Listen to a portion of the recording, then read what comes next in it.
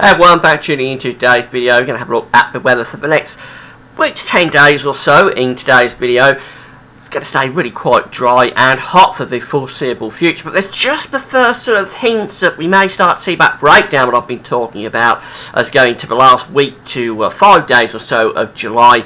It does look as though things could start getting a little bit cooler and more unsettled. But it's still a long way off, and I wouldn't be I'm not that confident about it. Just the first sort of hints at maybe the change is coming for the latter stages of July. Now, before I get on with the video, just want to mention the advertising. There's green keyword ads on all my pages at GarethWeatherVids.com. If you roll your cursor over the green words, they'll display ads, but if you click through the ad, you click through the word, you'll go to the advertiser's website, and by doing that, you'll be supporting GarethWeatherVids.com. What I want to say is thank you very much for doing it, and keep clicking through those ads, and you'll keep supporting Gareth Weathervids. So just quickly start off with the 500 millibar height anomalies for the next 8 to 10 days time. This is taking us towards the end of the third week of July, and just heading off in towards the final week of July. We see the GFS and the ECMWF both have vast and extensive areas of above average heights extending from the Atlantic through in towards northern Europe. The GFS is over here on the right, the ECMWF is on the left of your screen, so that is the ECM, this is the GFS. And they're both painting a very similar pitch, which is for heights above average areas of heights to be extending in from the Atlantic and going up towards Scandinavia as well. They're both in agreement about this. So high pressure for the next week or so certainly is going to be dominating the conditions. What's quite interesting though is that this is for 8 to 10 days time, as I say, and we're just maybe starting to see the first signs of a break developing with these two areas of high pressure. This is the British Isles just here, and we're just perhaps seeing the first signs that the two areas of high pressure, one in the Atlantic and the one over Scandinavia, might just be starting to show signs of breaking, and perhaps it's a little bit more evident on the GFS actually. This elongation going on here might just be the first signs that the two areas of high pressure begin to pull apart. And the idea then is that if that happens, we might start to send some energy down from the northwest and from Greenland and Iceland. If we do, that is the first signs of it turning cooler and more unsettled. Now, certainly for the next week, we're going to be in some really hot weather. Temperatures today could well be above 30 Celsius across some southern parts of the country, so into the mid to upper 80s Fahrenheit. And that's really how we go through the next few days. These are the maximum temperatures for Tuesday. Again, knocking on the door of 30 Celsius. Again, same idea for Wednesday. Really hot there across much of England, Wales in particular. Temperatures in the upper 20s, below 30s, into the 80s Fahrenheit through into Thursday.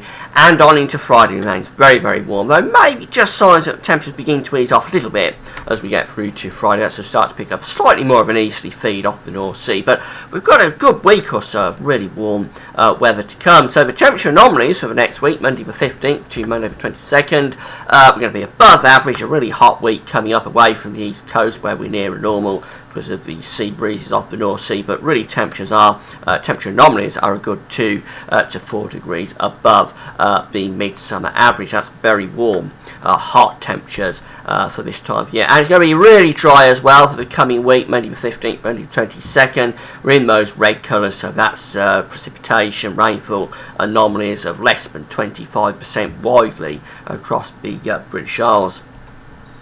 The GFS temperature ensemble showing that we are going to be above average for the next week. The red line is where we should be. The thick red line there, that's where we should be at this time of year. We're going to be above that red line certainly for the next week, although still the signs as we go through into the second week. I hope you can hear me, the windows are open, and we've got a bird chirping away outside, so I'm competing with birds today again for the video. I hope you can hear me okay.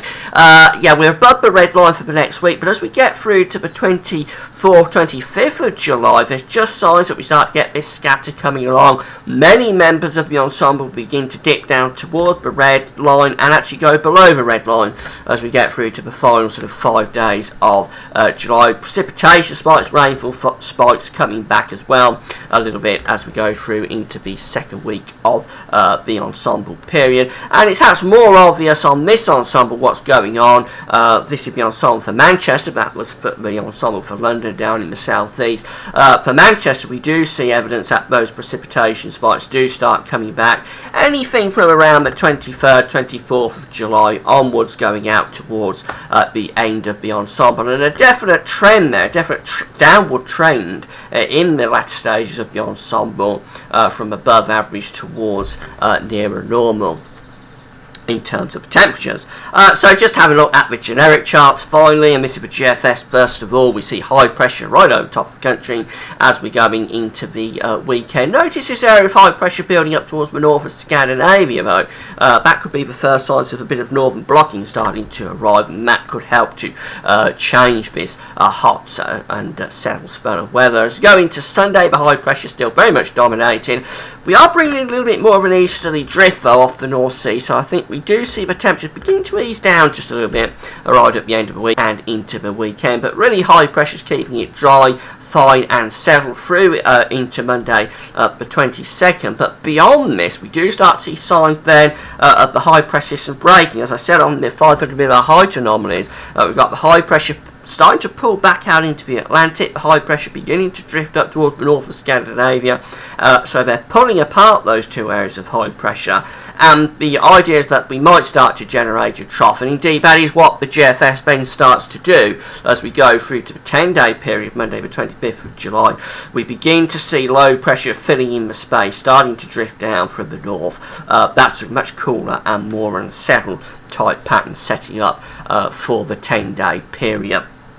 For the ECMWF, it's the same sort of idea going into the weekend. High pressure really dominant going through Sunday, Monday, the 22nd of July. High pressure very much in control. But again, it's this idea as we go through to the 10-day period that the two areas of high pressure are beginning to break up. So the first high pressure is becoming centred up here across northern and central parts of Scandinavia. The high pressure is pulling back into the Atlantic, the Azores high is drifting back into the Atlantic, and that leaves with a threat that we're going to start to pull down this trough from Greenland and Iceland. We might start to send the energy that way as those two areas of high pressure begin to drift apart. But it's a long way off. It's 10 days away, so it's just about out of the it's just about into the unreliable time frame, so that's why I'm a little bit dubious about it still.